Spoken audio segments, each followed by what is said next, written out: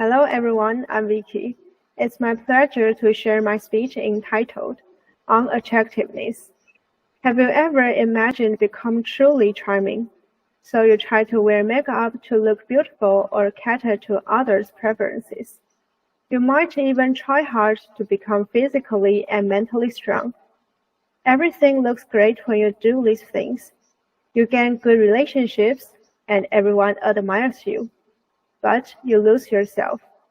You know it's not the real you. You hate the idea of becoming a charmer, yet still desire it. Culture defines what a real charmer should be. It should be talkative, confident, and appealing. In order to achieve this, we change our outward behavior and inner attitude.